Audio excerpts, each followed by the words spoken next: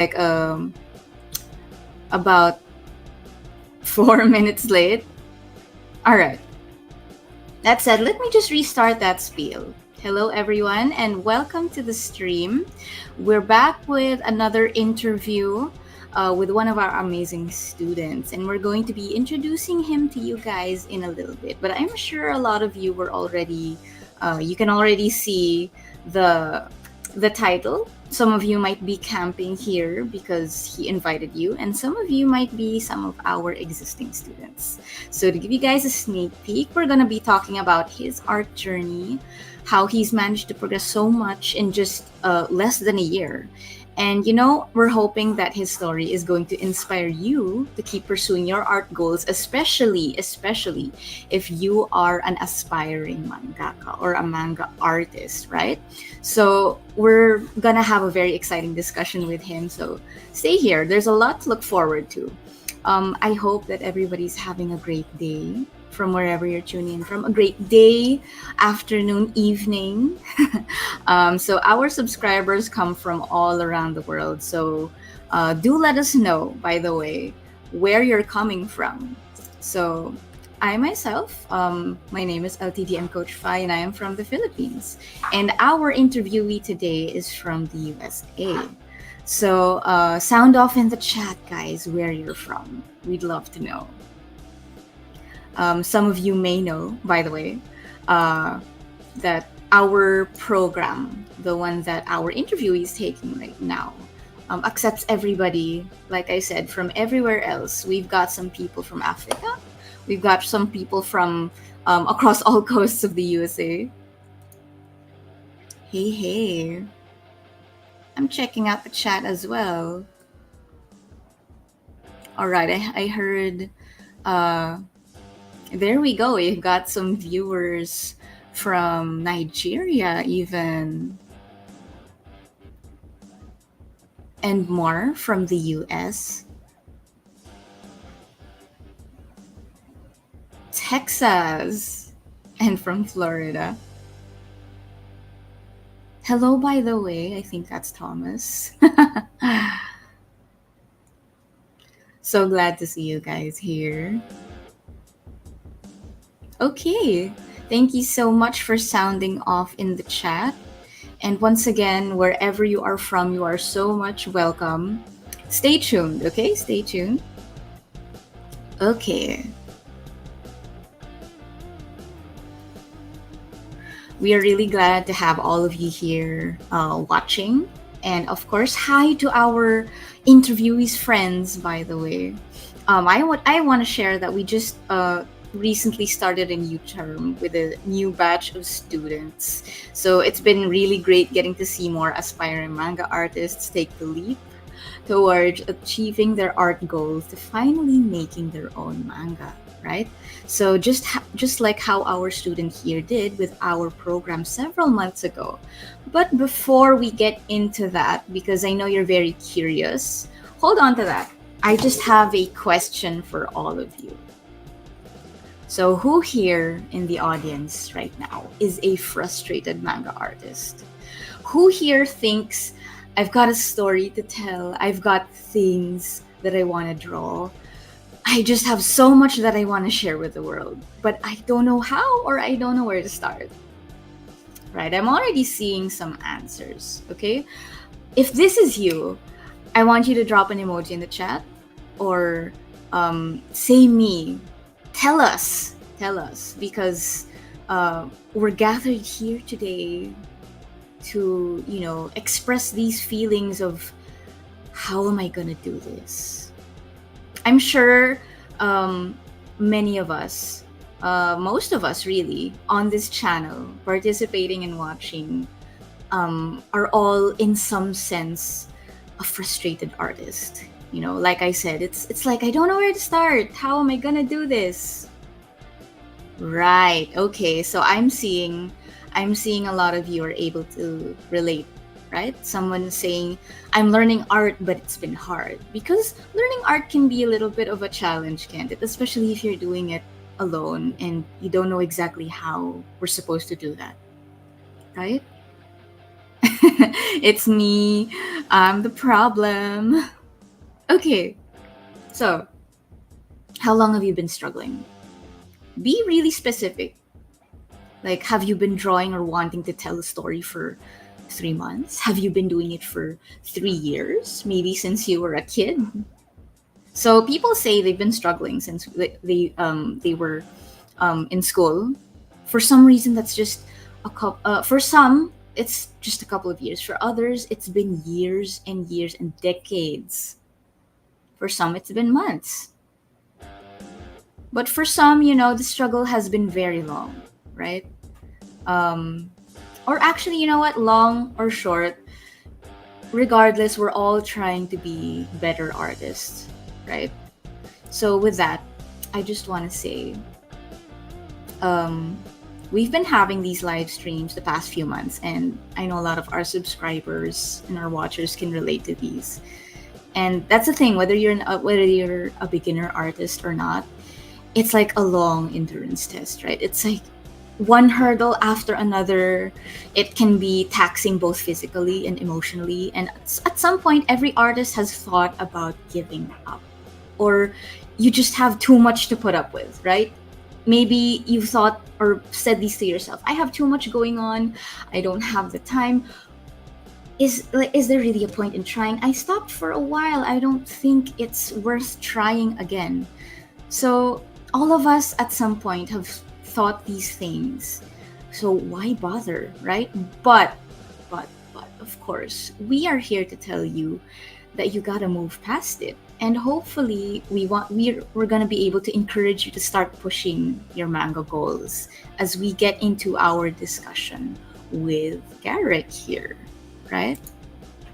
Okay, so tonight we're going to hear from Garrett Hayden, who went from somebody with a simple hobby to an up and coming manga artist in less than 9 months, right? Okay, so today what we want to talk about is how Garrett's commitment and dedication to this course improved his skills in a short amount of time, and how he keeps himself driven in pursuing a manga making career.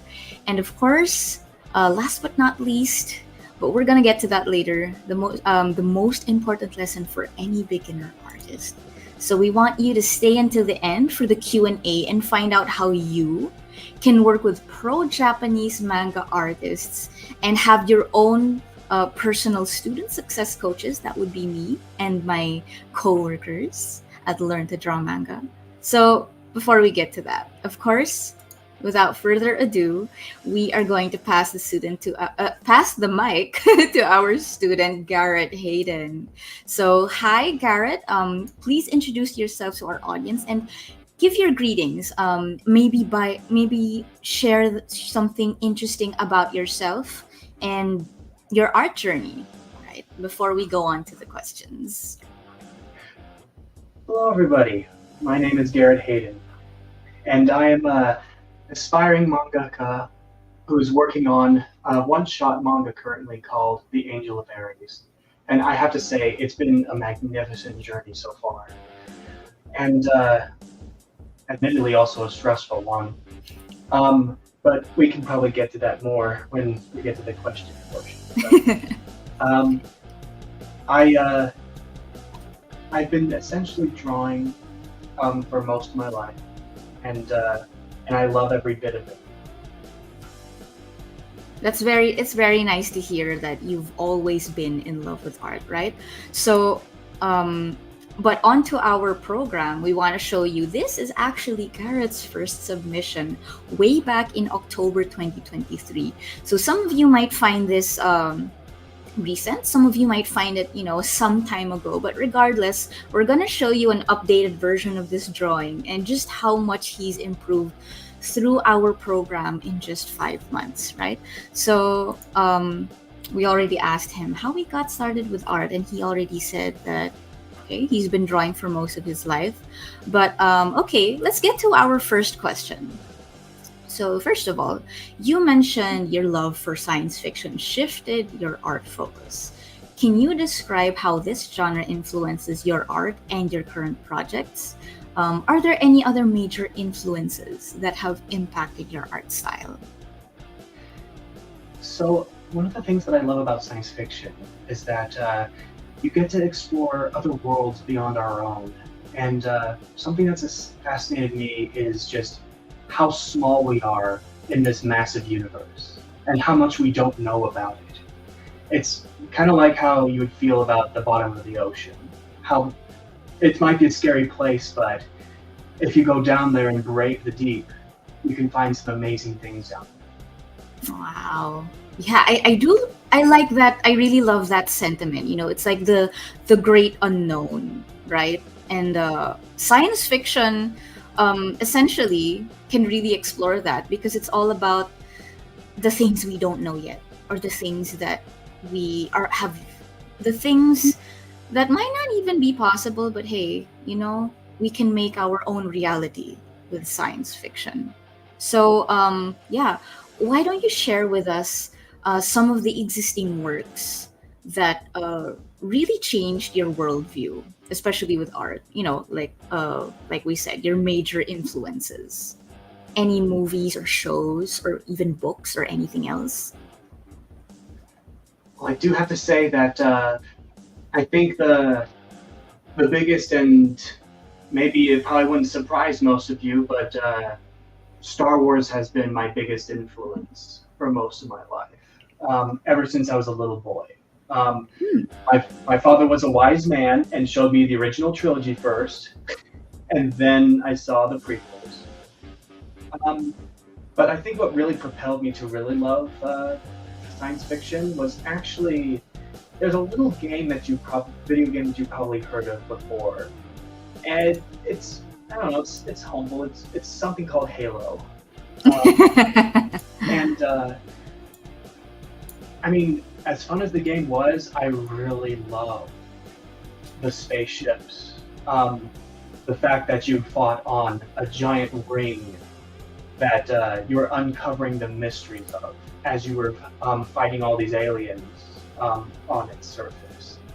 And then eventually you would even go deeper into different characters, into conflicts and even more ancient evils that would arise. And that's what really started my love of science fiction. Wow, wow, I love that. And it's interesting because I was actually having a conversation with somebody about how when it comes to games and actually anything interactive, but even if you're just watching a show or consuming any piece of media, when it comes to things like these, I was speaking with somebody about how all of that world building and sometimes just the little things, it really sucks you in, and then it captures you, right? You mentioned like the whole concept of the game where you're fighting on a that Halo I don't actually play, so correct me if I'm wrong. No, you're But correct. It's like, called the Halo. yeah, yeah, but just the fact that there's so much intense and very believable or very lore heavy world building, all of the little details like where your character is, the little things that the NPCs say, all of that. It sucks you in, just like you said, right? And it's nice to see that that you also have something like a very core influence that helps you out, especially in envisioning your stories. And I can tell that it's definitely been something that's influenced your personal manga, Angel of Aries, right? Okay, Yes. so let's take a look at again here. I'll be flashing on the screen intermittently some of the artworks that Garrett has submitted to our course and just in general shared online. And you're going to be seeing that his art actually evolves little by little. And you might be able to see some of those influences that he mentioned in some of the drawings here, right? Okay, so what were some of the techniques or concepts from the course that initially felt difficult to grasp, and how did you overcome them? Oh goodness. Um, some of the things that I actually had difficulty dealing with was actually drawing characters in perspective. It was really hard for me to really envision the characters in perspective at first. Um, and I don't know. I don't know if they're on here, but there's some of my earlier works where you can clearly see when it's an overhead. Some of the legs and arms don't look right when they start to go into that vanishing point. But what my mentors taught me to do is to try to break them down into shapes, and and that helped a little bit. But what really helped me as well was I actually bought little figurines, the little Oh, body yeah. Ku's and body chens, because I love holding a model in my hands and looking at it. So that way I can visualize better the character in perspective, and now I'll be able to draw that. Okay, okay. Right. So I'm really glad that you mentioned what our senseis, because for those of you watching, we do call them our senseis, told you how or taught you how to really uh, whittle things down into, like bite-sized pieces. So understandably, you mentioned characters in perspective and like envisioning them from like all sorts of angles is difficult. And if there's anybody in the chat who feels the same, feel free to sound off, because you know what, it's a very common struggle and there is no shame in it. I myself, I've been a professional artist for quite a while already, but even now I still have some difficulty with it because it's hard to capture everything from like every single angle, right? And it's very normal to have this kind of struggle, uh, especially because the human body has like so many configurations, right? So Garrett mentioned that he invested in really using other materials to help him get better at this, right? So it's a thing that I want you guys to keep in mind. So um, I've known Garrett to be a very studious person. So he's also mentioned that he bought those body chan and body kun. You can probably Google those actually. I've seen him share pictures of these little mannequins every now and then. So that said, this common struggle, that is why we have our critiques here in our program. And it's also why you have us, your student success coaches, and also our pro mangaka senseis to guide you with how to draw things from all sorts of angles. So, in the program that Garrett has been taking up now, we teach him how to break things down into basic shapes and basic lines, because drawing so many things from all sorts of views, angles, everything, the configurations that I mentioned, it can be very overwhelming. So we're really glad to hear that the things that you've been learning here have like significantly impacted how you view things. I do want to know, do you think that ever since taking up these lessons and getting these critiques from us and our senseis, do you feel that you view things like literally looking at things? Do you think that you've changed the way you view the physical world because of it? And is there anything that perhaps any insight about it perhaps you could share with the audience in how it changed? Well, for one thing, is that I guess the easy answer is yes. I actually do see the world differently. It's something that our senseis actually tell us a lot about, is to break things down into smaller parts. Because some models will look very intimidating because you see a bunch of shapes, a bunch of like visual noise going on. But what really helps is that you just kind of take a step back and look at the bigger figure and see that's a circle, that's a cylinder, that's also a cylinder here, there's a box there. Once you're able to do that, you can pretty much repose that figure in any way you want, and you're able to get it mostly accurate. I like that. I like that. And actually, if you guys take a look at the slides on the screen, I've included here some of Garrett's artwork where you can kind of you can kind of see how he visualized everything. Like he said, okay, there's a box here, a cylinder there, a circle there, and it's essentially kind of all about that, isn't it? Right. So you have one of his very eldritch sci-fi characters here, and also an exercise in perspective. So these are things that he learned how to do while he was here studying with us. Okay, so moving on.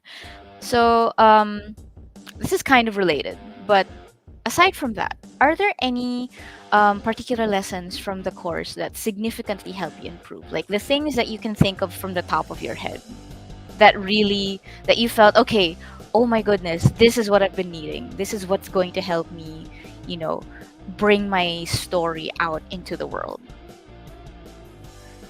Well, I gotta say that you don't really know if you've mastered the basics until you unlearn what you've learned and then try to relearn them again. And that's what I did when I first joined the course. Is that what they had? Because when I jumped on, the OMD course didn't exist yet. So what they did is that they had us do the original character course. They we would do the worksheets to draw heads, pretty much just breaking them down into simple parts. And these were like things that I thought I've had down pretty much all over again in the all along, but doing them over again, I began to realize, you know, maybe I didn't have them quite as well as I thought. And then that's the thing about it, is that going through the basics again has actually really helped me to grasp concepts that I thought I had down, like, and then I just had to relearn it again. And that's okay, because sometimes you just need to go back and you need to just practice some different portions again. And that was really the part that actually propelled me to become a better artist, is just to redo the basics again, learn them again, and master them. That's nice to hear, you know, that kind of sentiment. And sound off in the chat if you've heard of this, that kind of sentiment that I forgot what the exact quote was, but it's like, the more you know things, the more how much you know that you don't know. Right? As you study, you realize that, oh, I actually haven't grasped this as much as I thought. But there is actually a wonder and a special kind of fun in realizing, oh, I'm not really so familiar with this after all, but it's fun because I'm learning, right? So um I guess that's kind of the sentiment that I'm picking up. And also, I would like to say that I do see it in in the way you work. It seems that you're very meticulous when you try to study things. How about you guys? Is there anybody in the chat who feels like, okay, uh you just like learning in general, or maybe you feel like you need to do something over and over? uh do you think, Garrett, that doing these things, the like making that redo, was it did it give you like a certain set was it like, did you have a specific reaction? Like, did you feel like, oh, did you feel disappointed with yourself and then you had fun? Or maybe, what did you feel about the whole, I actually have to sort of redo this, or refamiliarize myself with these things? What was your feeling about that? Well, I guess the thing for me about it is that I guess I knew that, well, in order to complete the course, I guess I have to go back to the basics again. And I was actually really happy to do it, because it almost felt like I was learning how to draw again. And it was such an exciting experience, actually. To tell you the truth, the only frustration that came from it is when I got to the really tough bits. Like, for example, when I got to the hands and feet. Okay, okay. So, about those frustrations, do you think that um, was there anything in specific that you learned that kind of helped you move through the frustration and like kept you going with, with the rest of the course, with the rest of your learning, especially in trying to, really envision things? What's something that you learned from the course that helped you, really get through that? Well, from the wise words of my mentors and sensei, I'd like to reiterate the importance of breaking things down into Mm. tiers. But there's also one more thing that is actually emphasized throughout the course, and that is master studies, or master class. Mm. Studying from the best, seeing how they do things, and that's really how you can um, take in how to draw things like hands, to draw things like clothing, because that's another thing that I struggle with the most is clothing and hair. Hair and clothing just they didn't make sense to me for the longest time. And oftentimes I would overdo it, and I would screw up. Understandable. Like it's again, it's like the wonder of learning things, right? Like you get that aha moment that okay, I've been frustrated doing this, and that, but hey, now that I have the knowledge of how to do this or how to do a new thing, it's like, oh, okay, I think I can try it now, right? So I'm really glad to hear that, you've got some uh, you were able to gain some lasting learning from it, right? And that you actually managed to enjoy. And why even while you were going through the highs and lows of everything, right? Oops, I am so sorry. Sorry about that. Okay. Whoops.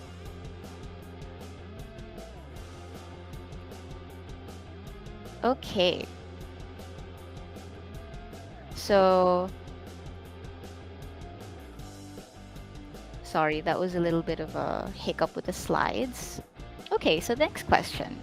All of that said, since we were talking about, what your sensei said and the things that you've been, learning, especially hands-on with the people that you've been the people that have been teaching you, how do you balance incorporating feedback with maintaining your personal artistic vision?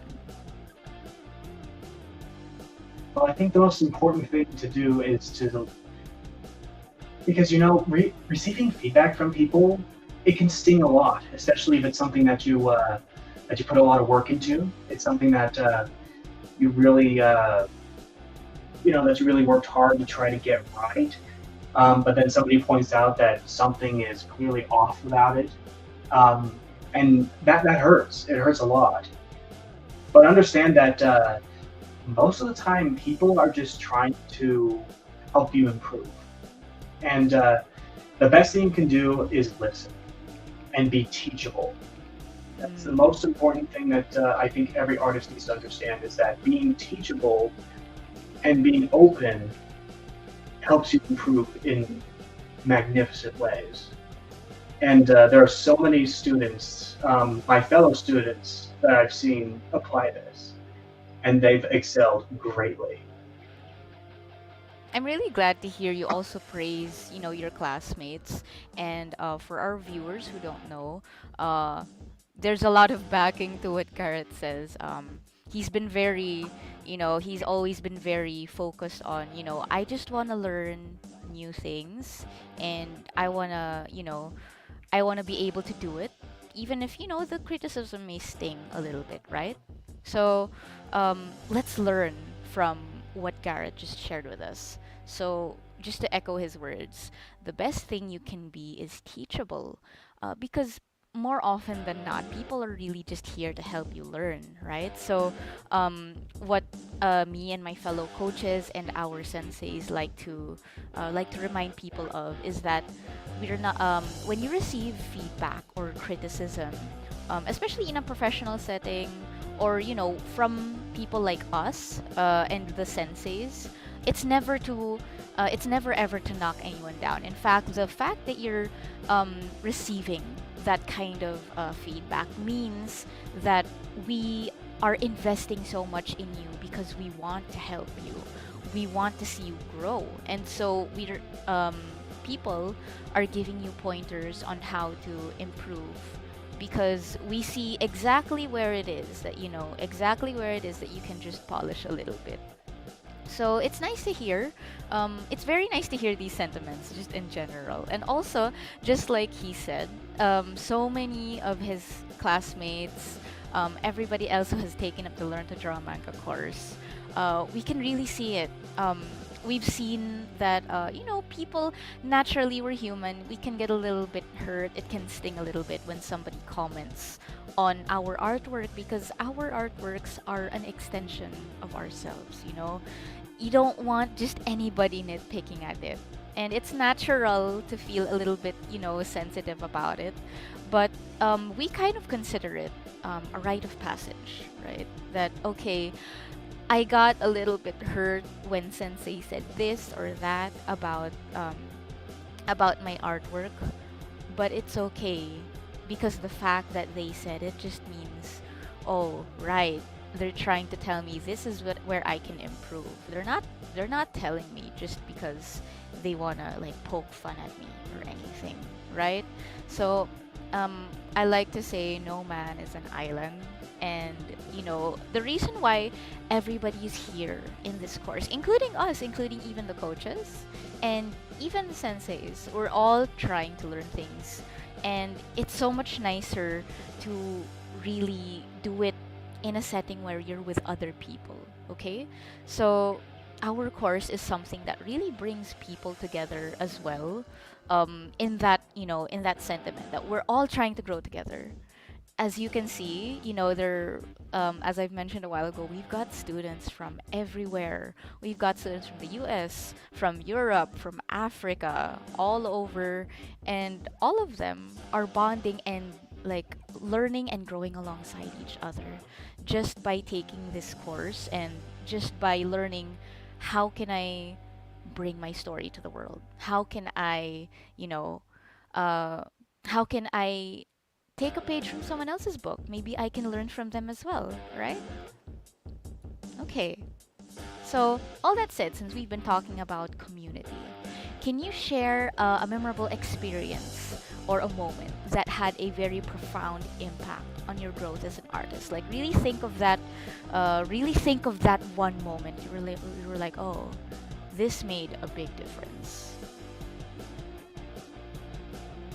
Well, how about I share the time that I learned a really harsh lesson. Um, it was actually during a manga exercise that we were doing with one of our online classes. Yozawa Sensei was actually there, and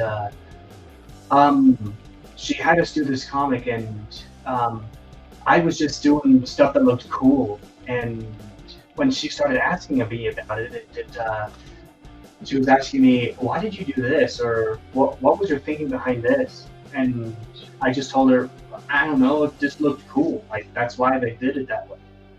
And then she just kind of, without a second's notice, she just said, "You can't do things without knowing what you're doing, because then you're not going to make a good manga. Everything is intentional. Everything is. You can't do that, otherwise you're going to fail." And I'm like, oh my gosh, she's right. I can kind of hear that, that emotion in in your voice where it's like, oh my gosh, it's a point. Okay, so actually, again, I really like that answer. That whole you need to know what you're trying to do in order to do it, right? So, um, okay, hang on. Sorry, there's a little bit of an error here. I enjoy that. It's like it's similar to that quote that goes, "You're not gonna be able to know where you're going if you don't know where you've been." right? And in this case, it's like it's talking about the intention, about what it is that you're trying to do. If you don't know, it's like then how is the audience or how are your viewers going to really understand that? So I would like to ask, what exactly was that thing that she was talking about? Like, was it a scene in your manga? Was it or was it like something about design or something similar? I want to know what it was, like in specific. Well, in that particular case, it was more about design. The way that I set up the panels and the way that I led up to a certain payoff for the exercise, she was just wondering at the point, it's like, why did you make these choices? Only to find out that I wasn't really thinking about the choices themselves. I was just thinking like, well, we'll just move into this and that there, like that, and it turns out that wasn't satisfying enough. It just because the greatest lesson that I had to learn about manga is that it's a visual medium. It's not just you writing on a page. It's you taking advantage of the visual medium to tell your story. It's the same thing with film. Another thing I'm actually very passionate about. And again, I'm passionate about all kinds of stories in of itself. But you can't just do things out of intention.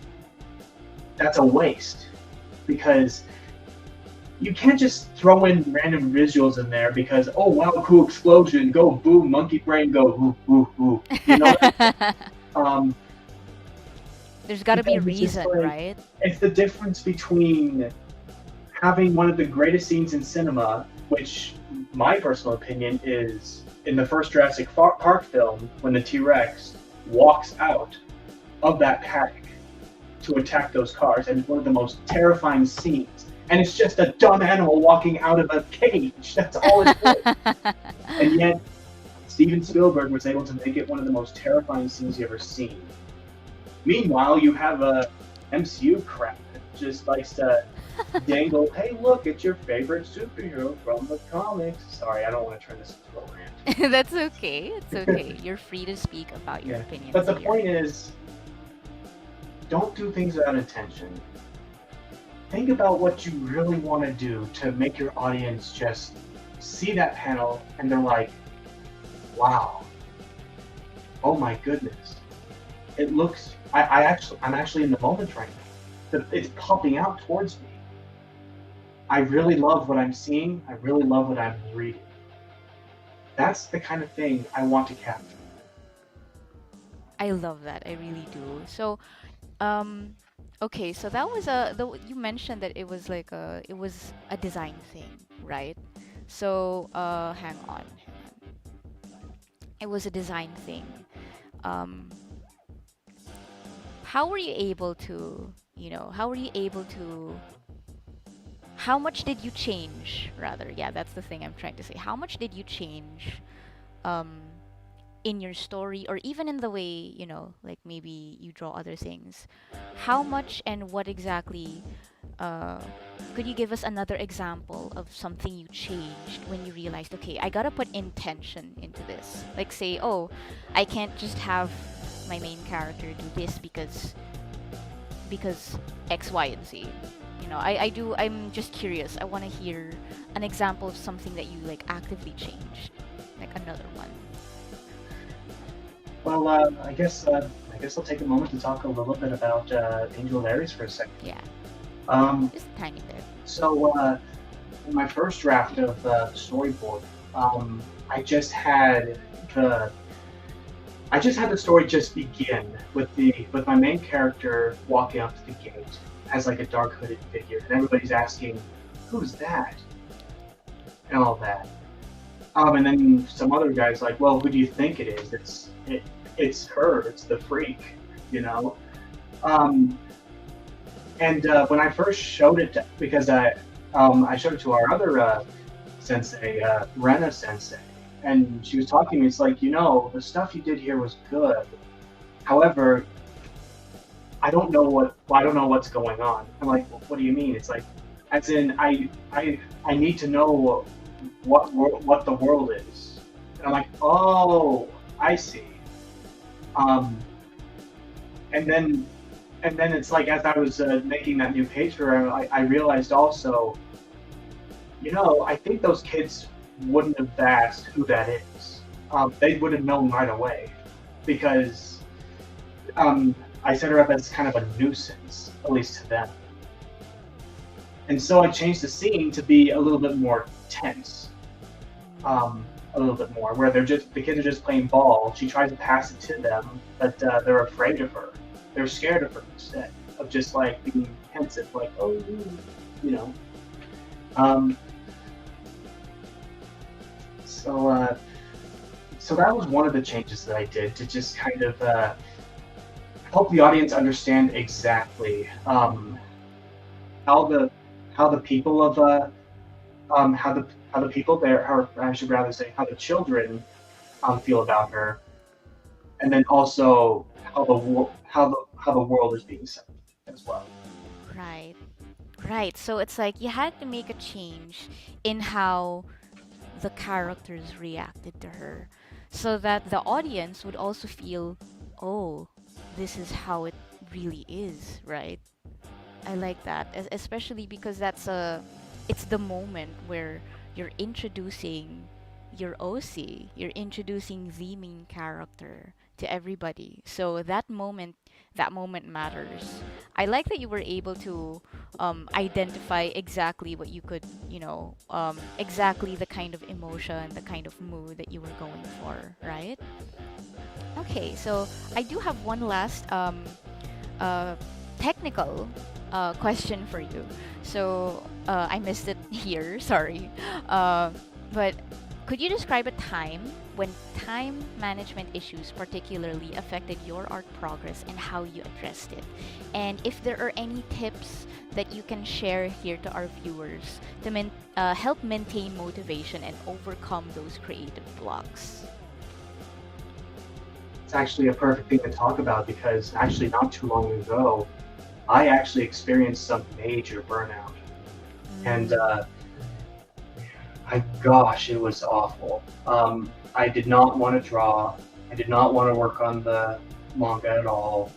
I just wanted to lay down and just sleep for most of the weekend, which made me more depressed, made me more sad, and it actually made me more distracted. What I did to help that, however, is, well, I actually started to watch some of my favorite anime again. Because I have to tell you this, is that what actually inspired me to pursue manga was anime in the first place. And Like which? Like which? What specific series, if you could share with us? yeah, well, first of all, I'd like to share that my favorite anime and manga right now is Fullmetal Alchemist. However, I now have a Classic. new up-and-coming favorite, only because it just captured my heart so much, and that is Frieren to Journey's End, and it is a beautiful anime. If you've never seen it before, I highly recommend it. It actually brought me out of my burnout, and then also on top of that, just stepping away and not listening to podcasts, so I wasn't being distracted. So that way I can focus on writing the manga. And I had to say I became happier. My well-being improved, and on top of that, I just I I was cranking out so many pages for my storyboard. I was able to get 10 times more done in just a couple of weeks than I would do in just a month when I was going through that big low period. I see. I see. Thank you so much for sharing with us, especially about burnout, right? So it's very normal. Again, it is unfortunately a very normal thing for artists to go through burnout, and even the most seasoned artists are going to tell you it happens. It happens a lot more than we like to think about, but it is normal. And as you guys heard from Garrett just now, one of the biggest ways that he combated it was essentially watching things that he liked. So surround yourself with the things that inspire you, And very often it's other pieces of media that help you really get the creative juices flowing. He mentioned, you know, he mentioned um, watching Full Metal Alchemist, Free Ren. Great taste, by the way. Just gonna say. And if anyone here in the audience hasn't watched either of those yet, it is the perfect time to do so now. And I'm seeing here in the comments, don't forget to come up for air, guys. And that is also very, it's a very important sentiment. I'm very glad that you were able to overcome that low period recently just by surrounding yourself with things that you really love. And I encourage you guys to also do the same. Surround yourself with positive things, the things that will really get you going, and that's gonna help you get up in the morning, right? So, okay. All that said, since we're talking about um, getting things going, and keeping the ball rolling, what specific steps are you taking to achieve your long-term goal of fully creating your one-shot manga? Angel of Aries, as you guys have heard, he's already mentioned a little bit about it just a few questions ago. Well, the steps that I'm taking to achieve is well, first we had to plan out the visuals itself. Um, you probably saw in a couple slides that you'll see some character sheets. Um, because designing a great character is actually one of the it's one of the core things that makes your manga stand out amongst the others. Um, but I would actually say that probably one of the biggest things to make your manga stand out is the writing. Um, know what kind of story you're writing, but uh, but let me actually say this: it's like by the end, by the end of it, you should probably know um, what uh, what goals you have for the story that you want to write. Um, and it usually just ties into what kind of genre you like. So the advice that I actually have gotten from other people, and I've applied it to my series, is you just write what you know. Because typically, if you write the stuff that you understand the best, that is the stuff that is going to be the highlight of your story. So if you don't know much, learn about it.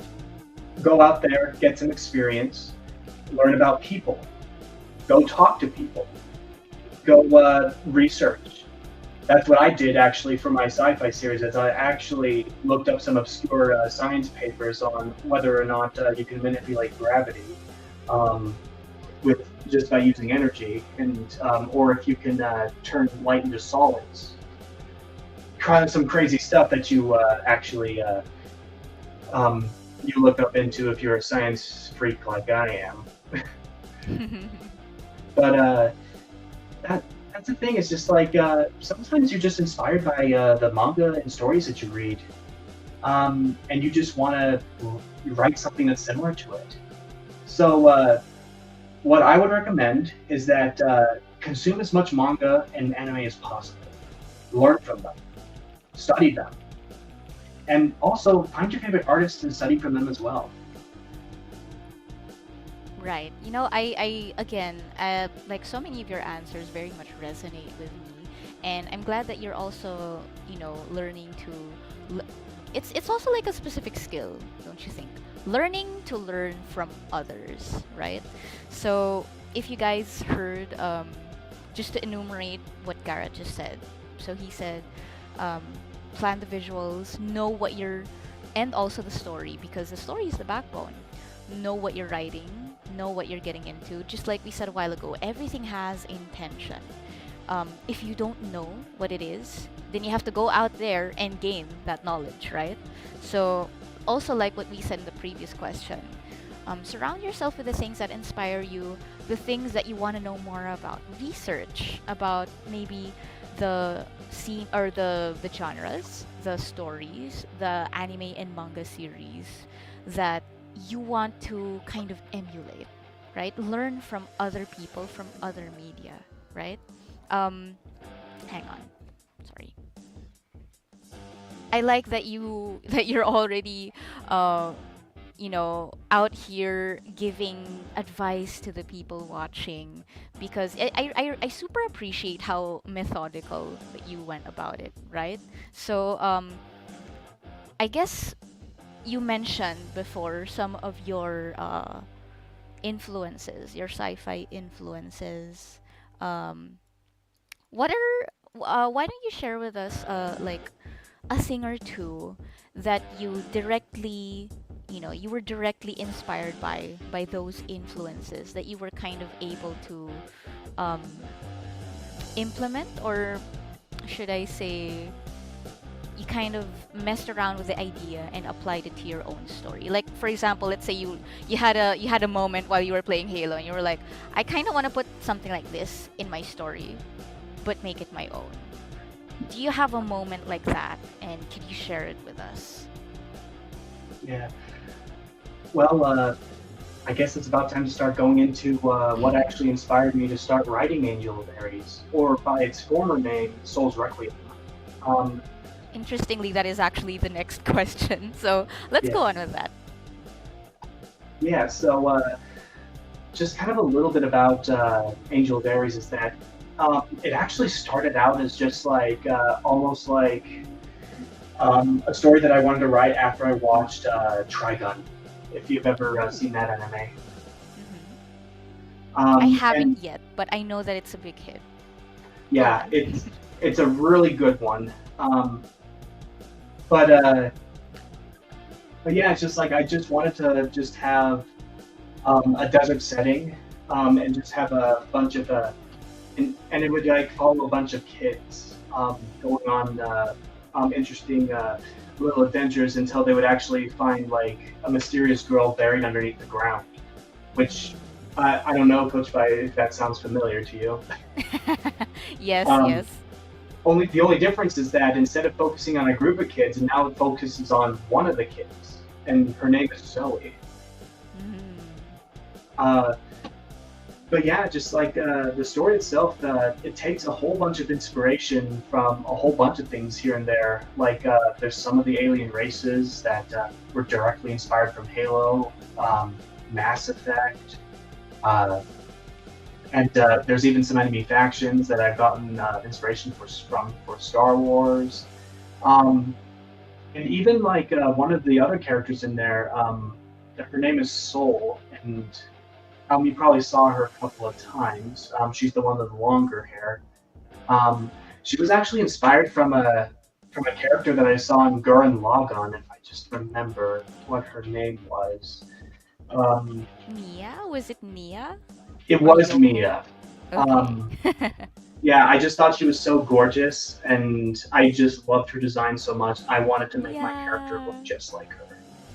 Oh my God, that's great. That's an amazing inspiration, because like yeah, like I said, top tier taste. Okay. So, well, if you had it, did you want to add something onto that? Well, I mean, I gotta say, like, um, for the most part, it's just like when it comes down to the story itself, um, you know, it eventually just evolved into its own animal in a way, and it started to gain its own identity. And I think that was probably the most satisfying part about it is that it wasn't just like a carbon copy of something else that I like. Instead, it was just it started to stand on its own, and it really started to stand out, I would say. I love that. It's it kind of gained a life of its own, right? And um it really is often how art goes, whether you're making a drawing, whether you're making a story. There is at some point when you're trying to, better your process and really think things through, where it doesn't always actually match up with what you first thought it would be, whether it was like a month ago or a year ago or 10 years ago when you first imagined it, or even like an hour ago or something. But that's the beauty of it, right? It evolves into something new. It evolves into something that might actually have been better. Um, for those of you watching, and of course, um, you guys might actually know or see news articles about things like these where your favorite manga series or favorite anime series, the authors actually often say, oh, this isn't exactly what it was um, in the beginning. Like, this story was so much more different, like 5, 10 years ago compared to what it is now. But it evolved, right? Just like us as artists, even our stories, because they are an extension of ourselves, as I said. Our stories also evolve along with us, and that's a great thing, right? It evolves the more we know, the more we experience, the more we learn from others, right? So Garrett just told you a little bit of a sneak peek into his story throughout these, throughout his answers to these questions. So would you say that or let me try to rephrase that. Let's narrow it down. What exactly pushed you to pursue making manga as a career, like a full-on career? I know that you've been, very keen on it, especially as of recent. Would you say that it's watching all of these shows or playing these games? Are these the things that really wanted to push you? Okay, this is what I want to do. Like, I am going to be a manga artist. Or do you have something else to add on to the things that you already shared with regards to this? What I really gotta say is just like, it's kind of funny because it might actually tie into a question that you might have for me. Is that what actually pushed me was actually finding the course online. Um, Ooh. because that's the thing about it, is just like, I mean, I would share that I'm actually rather spiritual. I'm religious. Mm-hmm. One day I actually prayed like, okay, is manga something I should pursue? Would you want me to do that? And I'm praying to my God about that. And that's the day I actually stumbled upon LTDM. I mean, I believe in, I don't believe in coincidences personally. And I took it as a sign that this was something I should pursue. That's lovely, honestly. I personally myself, I'm also religious. So of course, everybody, let's respect all of our, personal beliefs and everything. I also believe the same, and even if there are some of you out there who might not have the same belief, there's really something about that moment of, I feel like the universe or whatever being there is, whatever you believe, I feel like I just got a sign, you know, and it's, some might call it serendipity, some might call it divine intervention, but um, it seems that you were able to receive a sign for something that was extremely worthwhile. Did you realize that? Um, did you realize that this is this is this is my calling, like at that moment, or did you feel like unsure about it? Do you think that it was like, okay, I think my the God that I believe in is pushing me to do this, so I'll do it, but I'm not so sure, or was that really the, oh, okay, this is it moment? I would have to I don't say, know if that makes sense. no, actually, that makes perfect sense to me. And I would say that at that moment, I knew I had to take a leap of faith and I had to jump in. I didn't know what would actually turn out about this, if I would actually succeed. All I knew is that I needed to be there. There's something that I needed to learn. And look, I mean,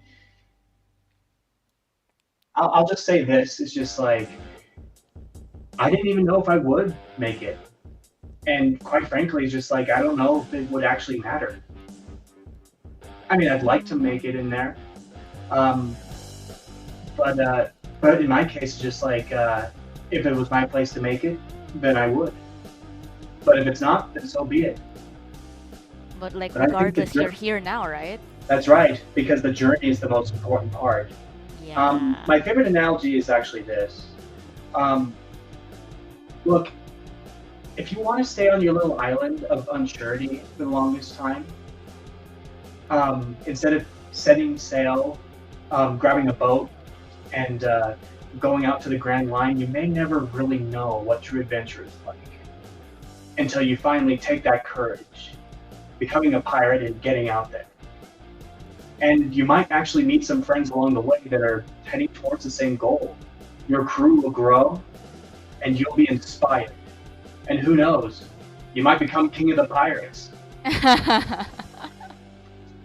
I see. I am guessing that that is an allusion to something, but I like that. That's a really wonderful sentiment. You know, you can stay on your island forever, but if you do, then you'll be there forever.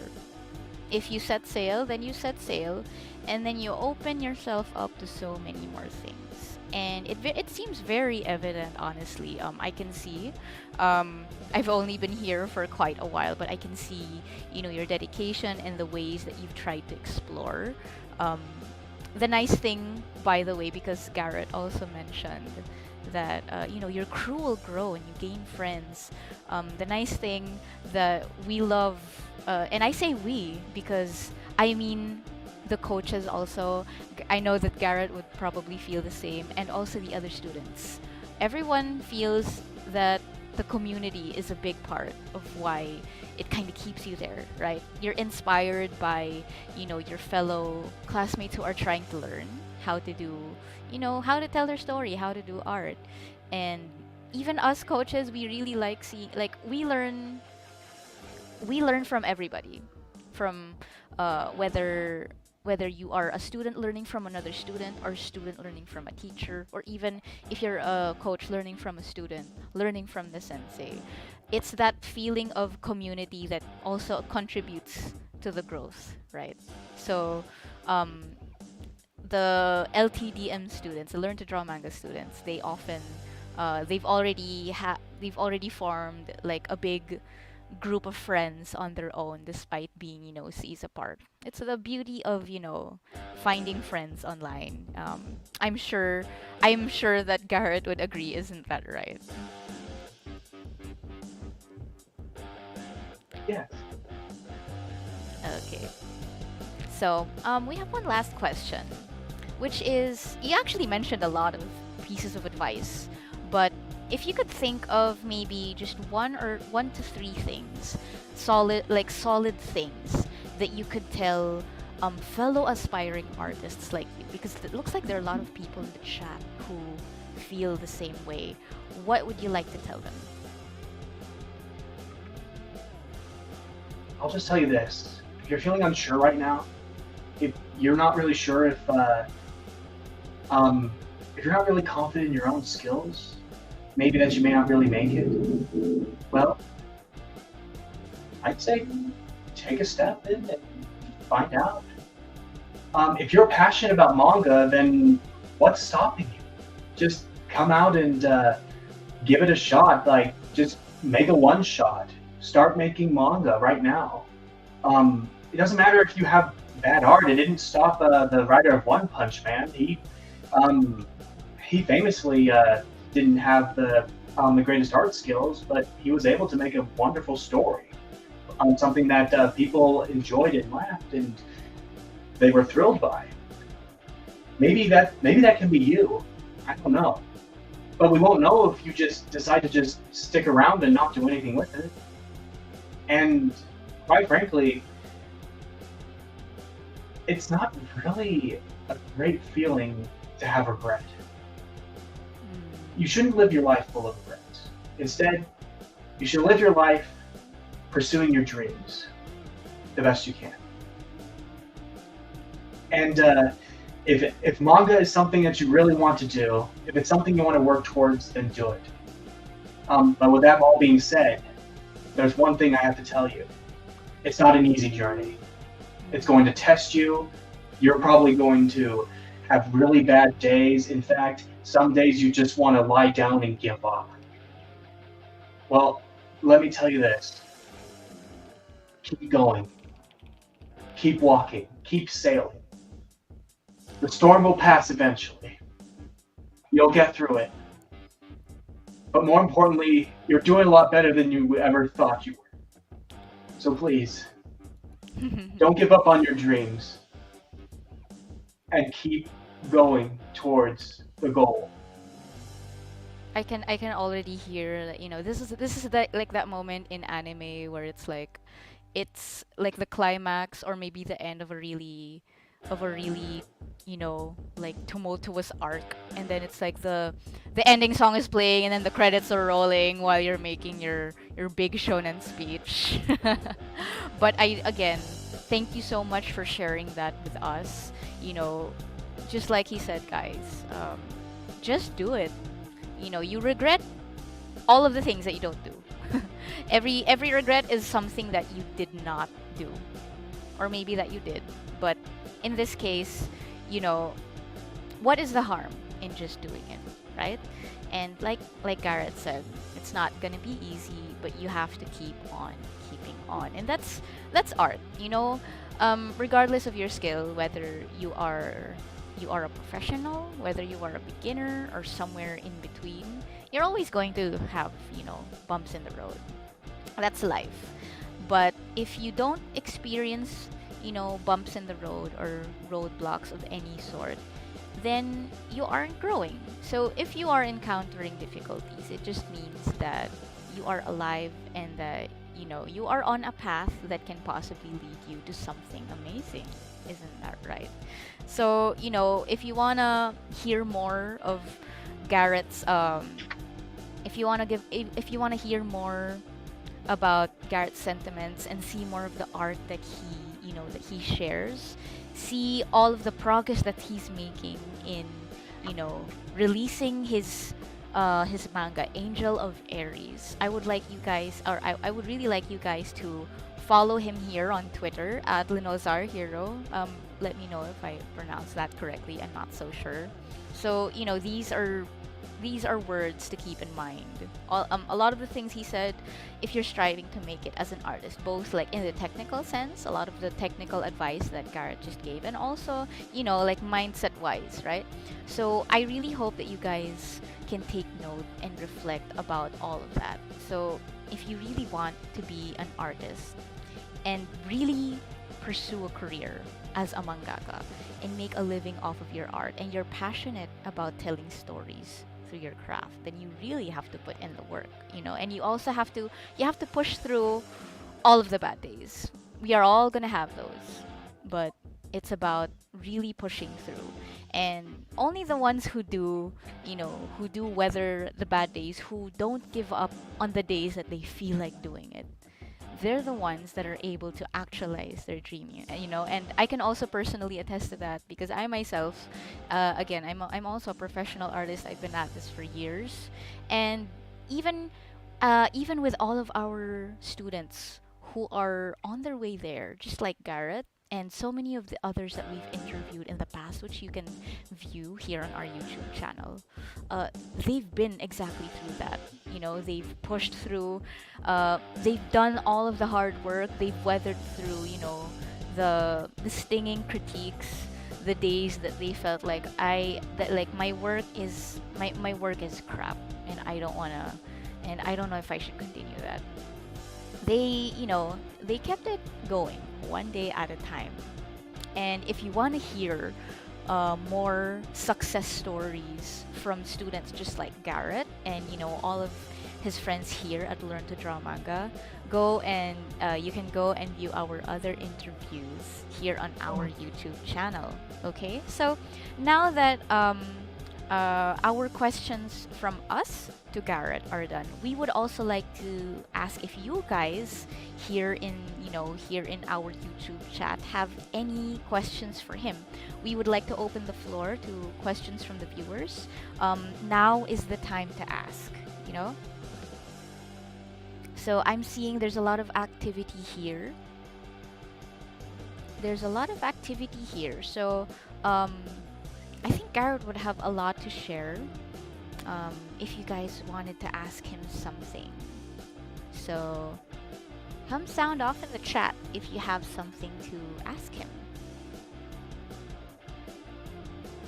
Okay, so someone here is asking, do you have any tips for character design, especially from the senseis or anything else that you've learned?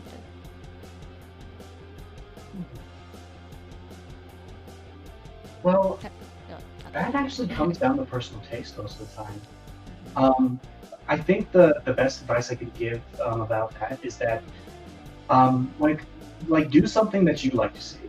Um, because when I design my characters, I try to design them in a way that not only complements their personalities, but also I try to do what I believe looks really good and appeals to my own personal tastes, in matter of speaking. That's the best way to start, and Mhm. then you try to find ways to improve on the design. Um, Maybe you can even ask some feedback from your friends and family, or you could just post on social media. Look at your comment section. Use it as a moment to kind of gauge what people have to say about it. Ask for feedback. That's the best way you can get people to share some of their ideas and insights. Okay. Okay, thank you for that. So again, we are circling back to, learning from others, asking for feedback, and also, as he said, part of it is also just personal taste. So you can definitely, and by all means, because art is about expression, um, go and do what you feel like doing. But in order to improve, let's try to learn from others. So another person here is asking how much of the program teaches writing. So I also have an answer for that, but let's hear from somebody who, already took it up and was able to learn from, the curriculum that we have. How much of it teaches writing, and maybe you have something that you remember from our lessons that you could share to this person.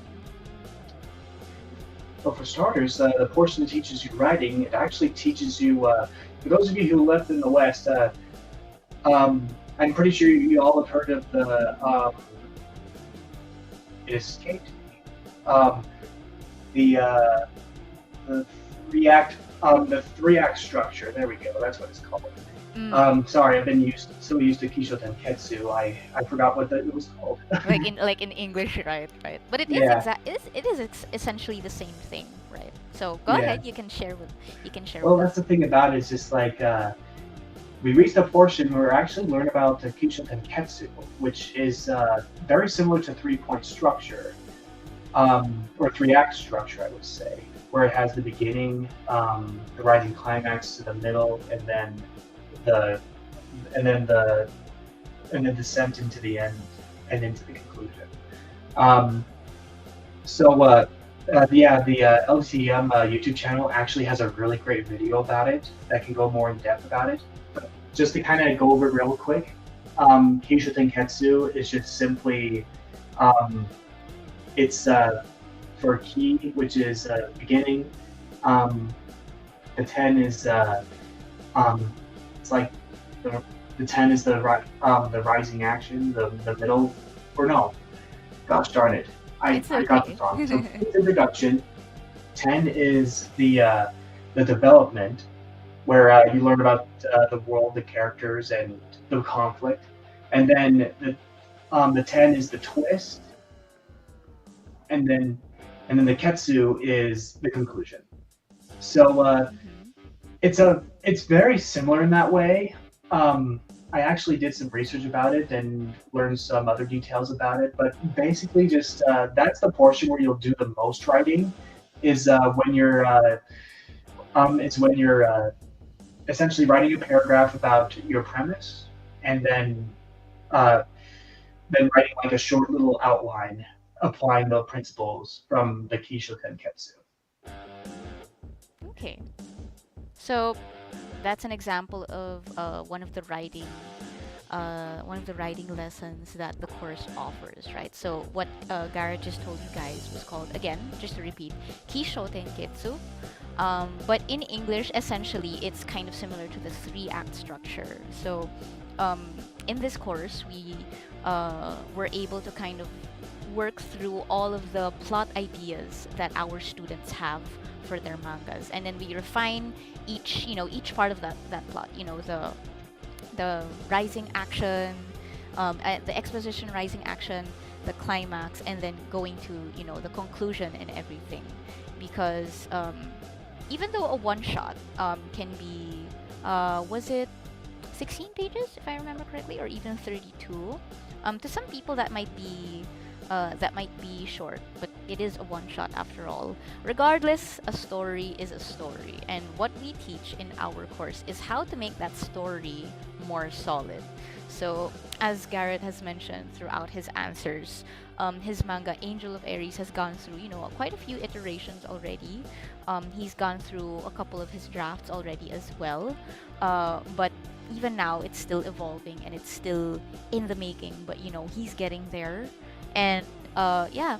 So the program, um, it teaches, uh, essentially, when it comes to writing, it's going to help you really bolster what it is you have in mind, or help you figure out your angle of writing, right, aside from just the technical art stuff, right? So as Garrett mentioned a while ago, guys, manga is essentially a visual medium. It's not just writing on a page, it's not just drawing on a page, it's combining storytelling, it's and also visual art, right? Okay, so let's see some if there are any other questions here. Okay, here's an interesting one.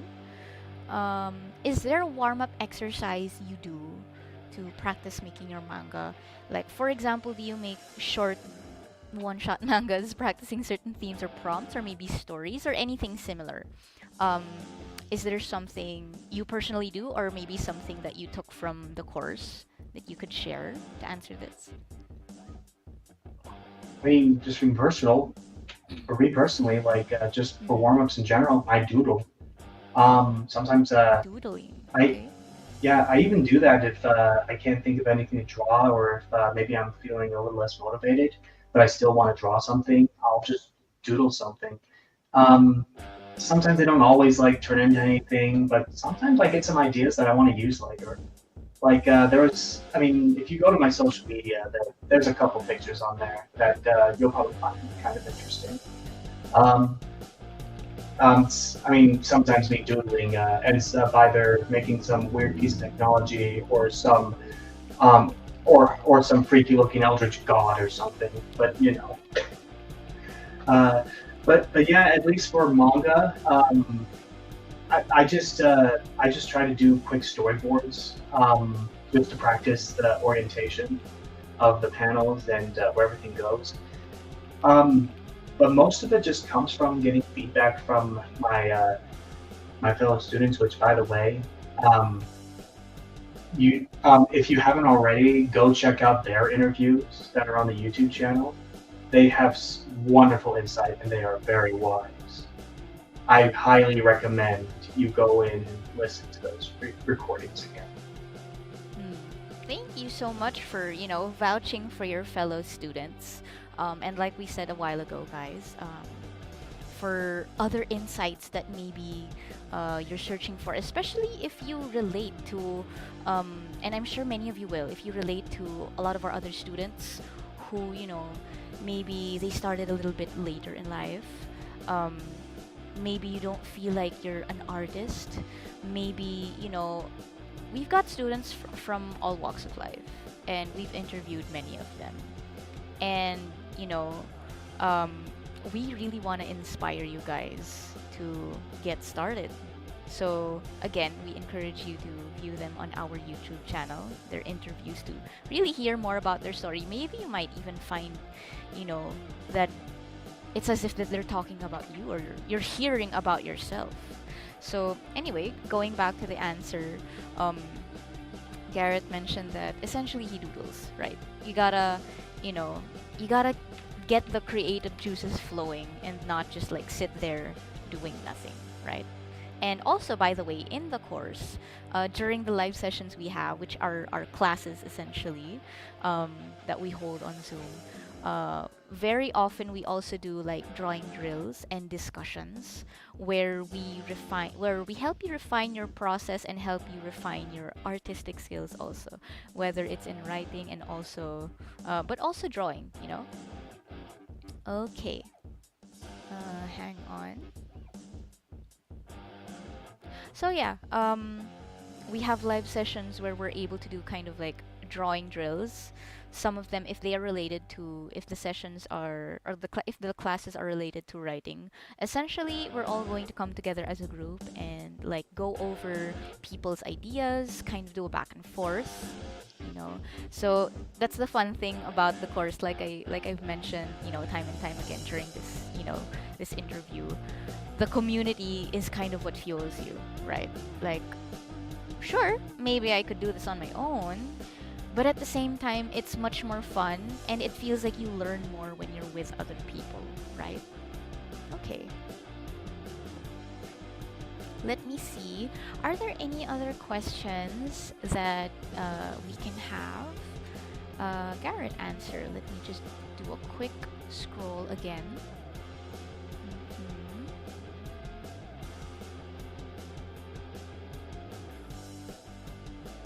Okay. So for now, I think that is all.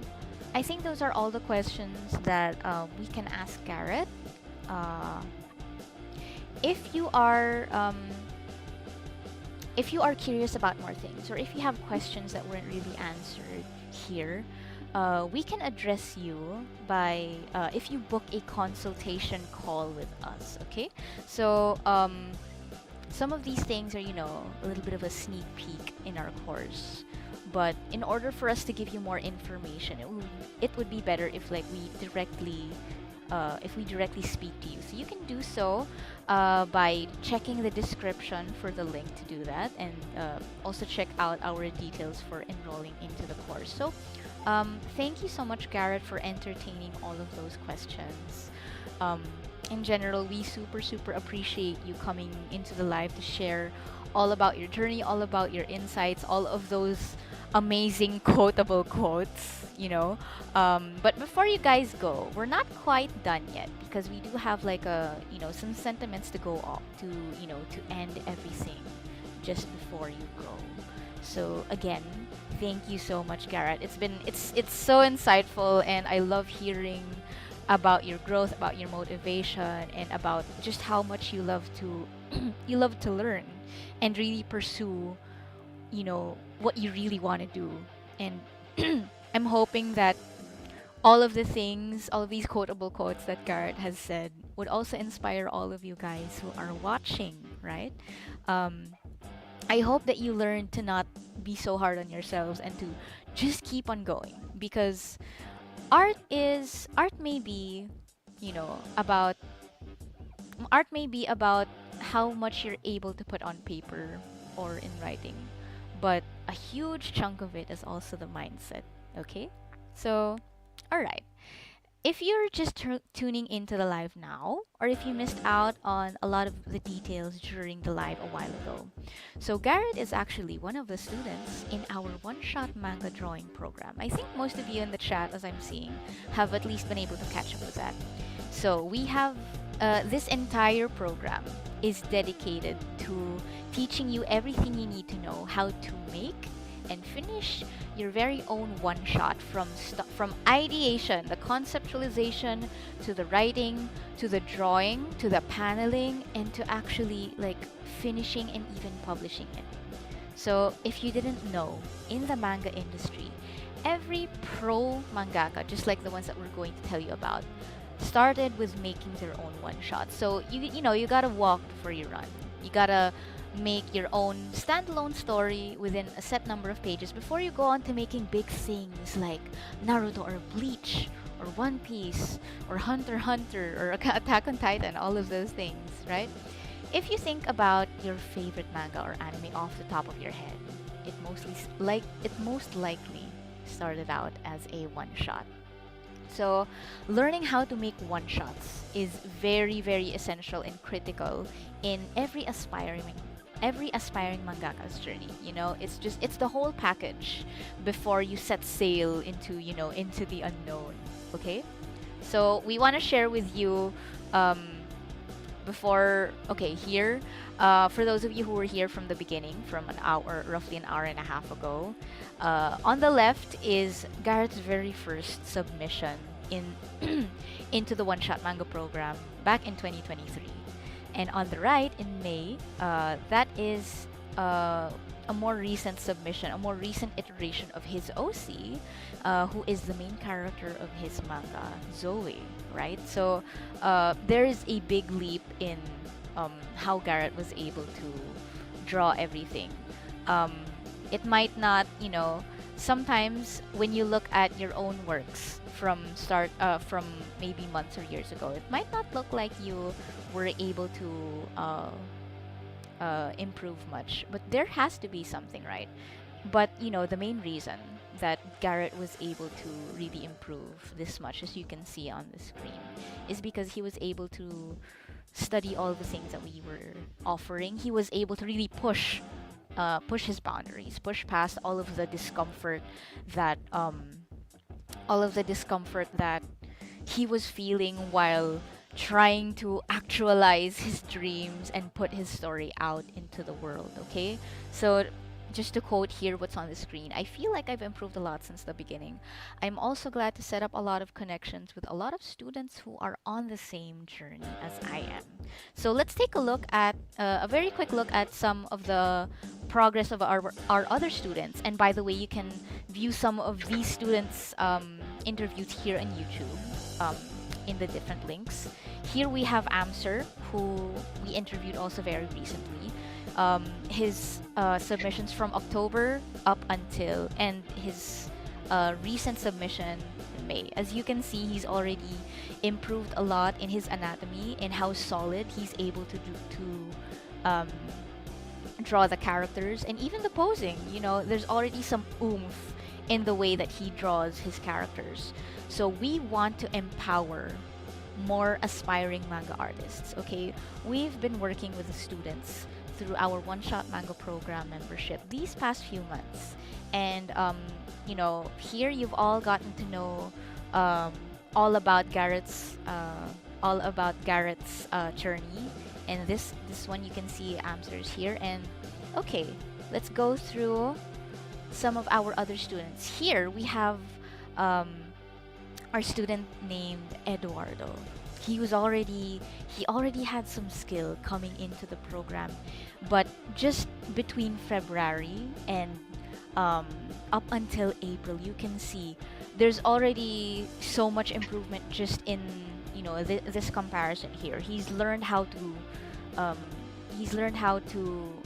place the detail on his drawings. He's learned how to pose. He's even learned how to compose just this small sketch right here. And according to him, he's actually had experience participating in manga competitions before. He's joined something called the Silent Manga Audition, and after getting feedback from that competition, he decided to work more on his skills, and that's what led him to join this program. But even just by joining here, even with skill, he's already done so much improvement. So this is a testament to how, no matter how skilled you are, you can always level up. Okay? So, as he said, I reached a new level of detail and characterization and learned more about backgrounds and how to be more creative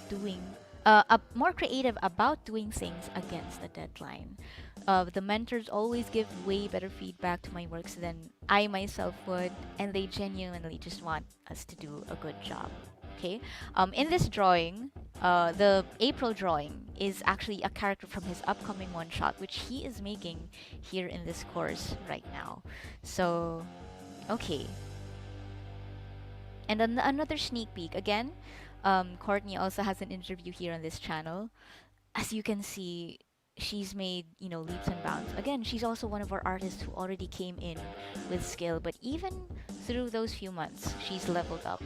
So she joined us this year because Courtney wanted to learn how to make manga, and in just 5 months, she's gone from this to this. In this recent submission, you can see that her scenes have improved in depth. She's venturing more into detailed background work, and you can see from the armor on the characters in the middle panel right here that she's also improving in how to draw, certain surfaces, shading, lighting. She's added drama to her scenes, you know. Um, what she has to say about the course is, I like the sense of community and friendliness that this group has fostered amongst itself and its members. My favorite part of being in this program is the privilege of getting the critiques from the mangaka instructors who have first-hand experience in this field, and being able to converse with them and have them critique my work. Um, all of this has given me a better understanding on what I should and should not do. And yes, just like Garrett said, uh, the mangakas, our mentors, are they're so sweet, and they are so pleasant to hear. You're going to hear, if you're able to join our course, you're gonna hear all about their insights on life, on art, on everything. Just a little bit of what makes them them and what contributes to their art. And by the way, yes, somebody's asking, can you join the program if you have little to no art skills? We are opening our doors to everybody, but the biggest thing that we are challenging is we want you to have the mindset, okay? Okay, so moving on. My question for you is, you're here because you want to learn how to draw manga, right? And you want to improve your art and feel more confident, isn't that? So that is my question to you guys. I think that I'm seeing here in the chat that there are people who are actually already keen and interested from all of the things that we've heard from Garrett here today, and a little bit from other students as well.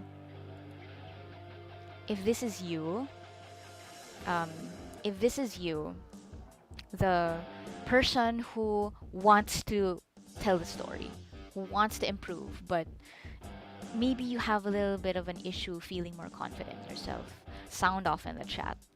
I do very much want to see this.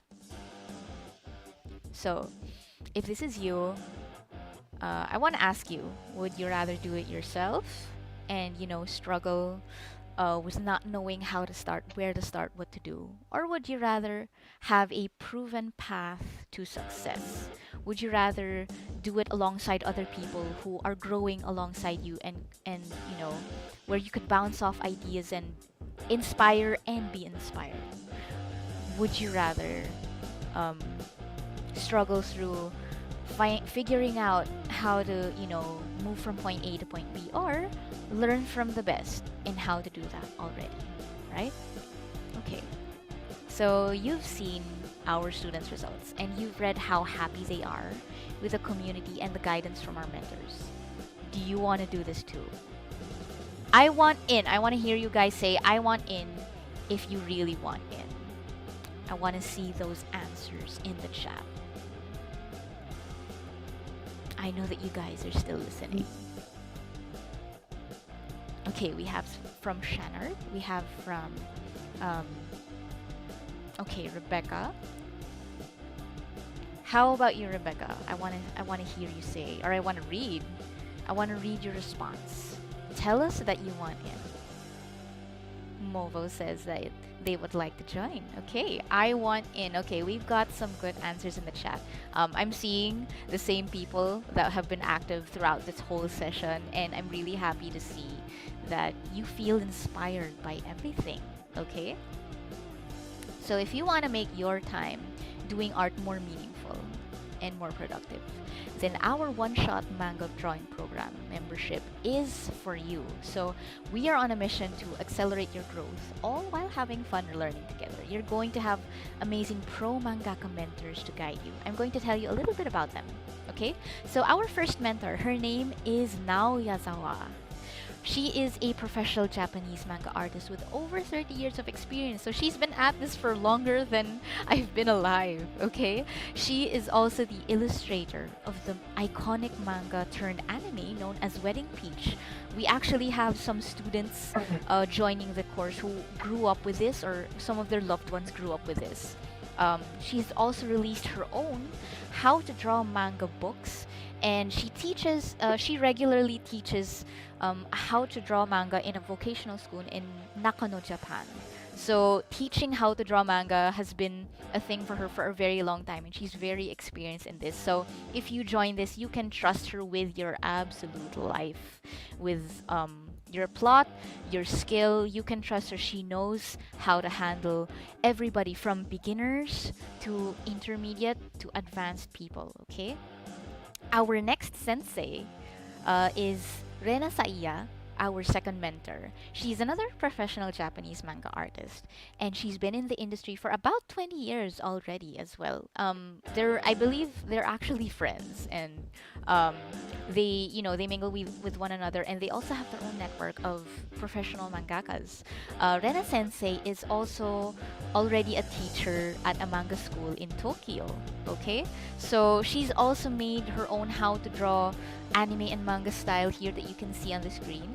You might have actually come across these, at bookstores or book fairs. I think I've seen them here in the Philippines as well. So, those are our brilliant mangaka mentors in our one-shot manga drawing programs. And by the way, they are, again, I've mentioned, and Garrett is also vouching for them. They are such lovely people. It's great to have them in the live sessions, okay? So, you guys might be thinking, okay, so how do I do all of this? This interview is hyping up so many things. How am I going to do all of this? And what exactly am I going to be learning, right? So an example of things that you'll be learning are the basic drawing foundations, advanced drawing techniques, how to ink and color with Copics, how to design your own character for your manga, how to produce your own one-shot manga from start to finish. This is what's in it for you. This is what you can expect from the program, okay? So you're going to have lifetime access to self-paced training videos, so you can go back to them anytime that you need to. You will have access to the Facebook group and the Messenger group chat, where we convene with other students and also the mangakas sometimes. And the live Zoom sessions 2 to 3 times a week with our student success team, that would be me and my fellow coaches in the background, and our mentors who I have just introduced to you, Rena Sensei and Yazawa Sensei. So these are the things that you can expect if you enroll in our course. So if you can't really join the live sessions, and this is if you are in the course, not to worry. We're going to collect your questions and artworks for critiquing beforehand. You're going to have lifetime access to all of the replays either way, and also the PDF guides. So, if let's say you can't join in real time, you can always go back to them with the recordings. And even if you just watch the replay, guys, you're going to see your questions being answered and your artworks being critiqued, and you're going to hear all of our all of the feedback from our very professional mentors, and all of the things that they have to suggest for you to improve your works. Okay. By the way, so I want to stress that we're not just taking in anybody, okay? The better the fit, the better the result. So I mentioned earlier that yes, we're opening our doors, but we're also looking for a very specific kind of artists, because we have multiple slots open. So I want to be clear. If making or drawing a manga is just a hobby for you, or just a passing phase, then to be very honest, this isn't for you. Because we're looking for people who have the drive to really release everything from their imagination. We're looking for people who have, it's about drive, it's about power. We stay hungry, we devour. So we want to work with aspiring manga artists. We want to work with those who want to be empowered, who want to be taught, okay, who have the mindset that I want to do this no matter what it takes. I want to put my story, put my art out there in the world no matter what. That's the kind of person we're looking for. The people who are really serious about learning to draw manga, and who are very determined to really put their work out there. So, if you're casual about this, this may not be for you. But if this is you, if all of the sentiments that I'm saying resonate with you, then you might just be qualified. We are only accepting students, however, who are 18 years old and above. Okay, um, if you want in, and I know that some of you said that you want in. Okay, um, if you're interested, here is how the process works. Okay, so we said this. If you're a beginner who wants to learn how to draw manga and start telling your own stories, you have a passion, and you want to win contests or get published with your own artwork. If you're seeking confidence and a supportive community to share all of your art with and grow alongside, here's what you need to do. We want you to sign up to our waiting list. So the link is there in the description of this video, I believe, and I think one of our moderators, can send this in the chat. That is bit.ly/anime course application. Again, that is, oh, sorry. Sorry, I just saw one of the chat here. One of the chat questions. Okay, so once again, that is bit.ly. You can actually, if you're unable to actually access the link, you can type it into your own browser. It's very easy. bit.ly/anime course application. So this is your moment, and this is your chance, guys. If you've been struggling to figure out or even release your manga out into the wild, if you're not making any progress and you're struggling getting by on your own, if you're not sure where to get advice from, if you want to get advice from the pros, the industry veterans, this is the opportunity to get the help and the guidance you need, because this is, this is how you're going to start everything. This is it. So, okay, let us know if you can access that link. Hang on.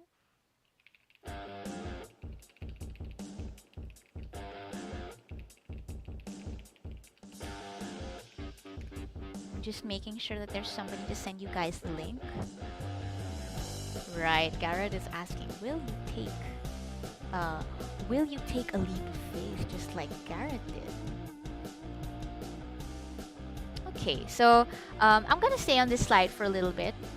Go check the link and tell us know if you signed up.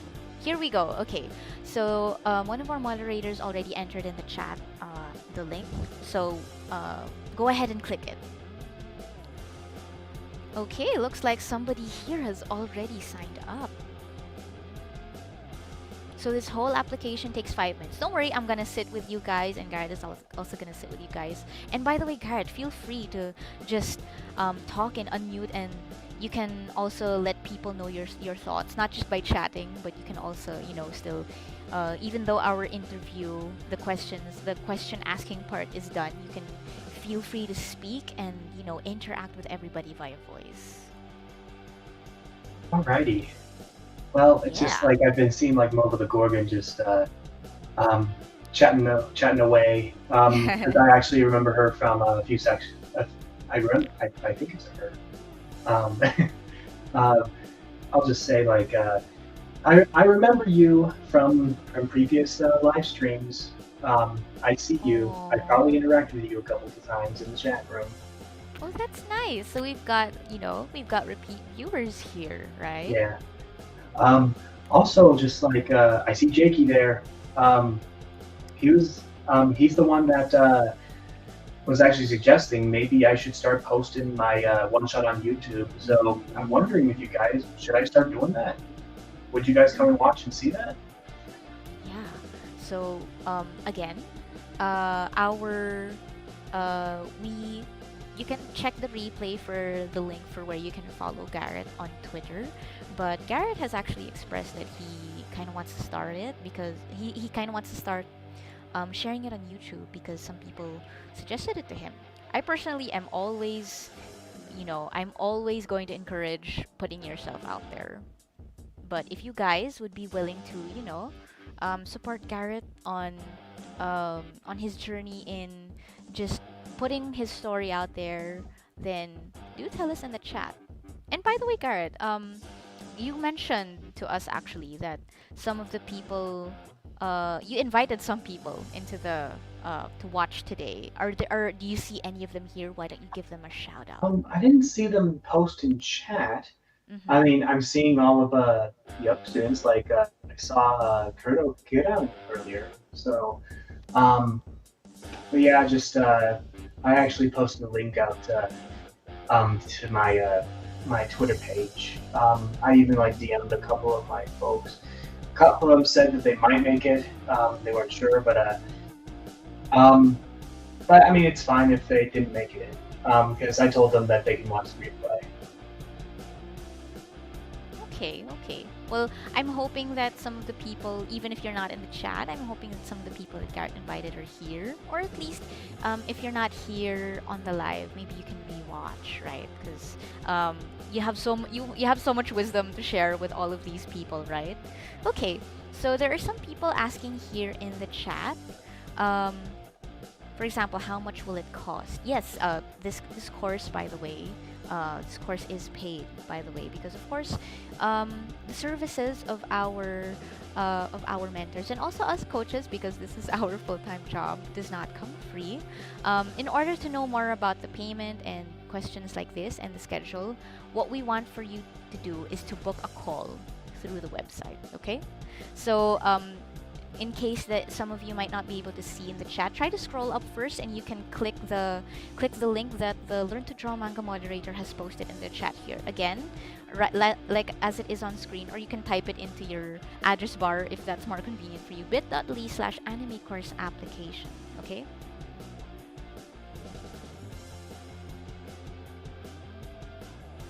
Okay, so I think there are some people who are already, they're accessing the link. Signing up, clicking the link, the signing up part, that part does not cost anything. So you can definitely just go ahead, click it, and enter your details. We're not gonna charge you anything just yet, because before everything, we're going to book a call with you, or you're gonna book a call with us actually. So what I would like for you guys to do is go for it, because you'll get to know more during the consultation call. Okay. If you've already signed up, by the way, if you've already signed up, could you react with a heart in the chat? Because I'm seeing some people have already Hey, Garrett. clicked the link. Hey. Oh, Yeah, you were gonna say something, Garrett? sorry about that. My dad just came in. Oh, hello, father. That's okay. That's okay.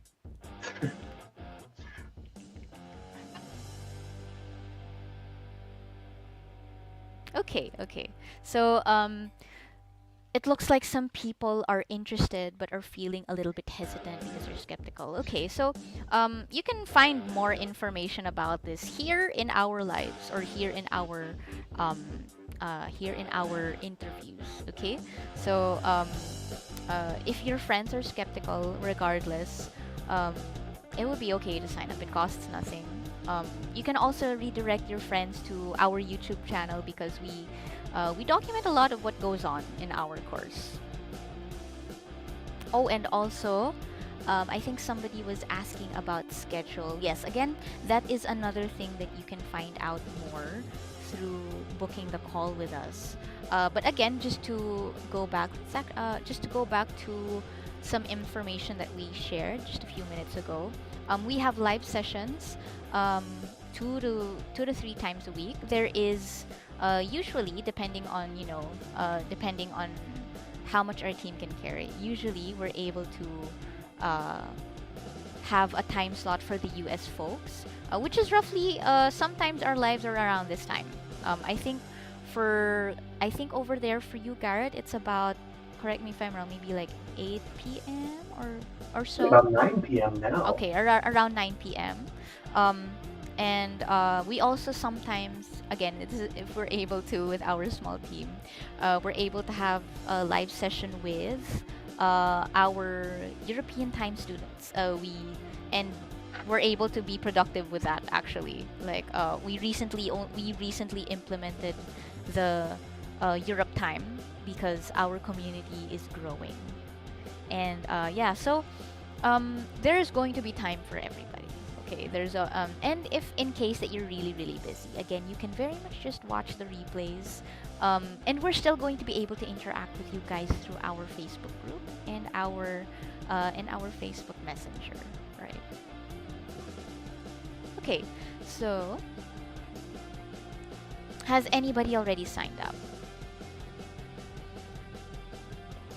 I would like to hear you. I would like to see some answers in the chat because I'm not sure if I saw the heart go off just now.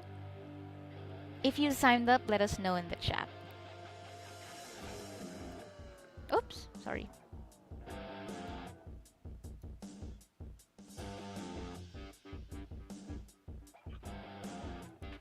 Let's wait a little bit.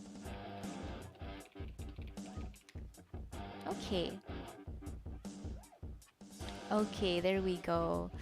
Gorgon signed up. Movo the Gorgon. Thank you so much. And thank you so much for being so active within our YouTube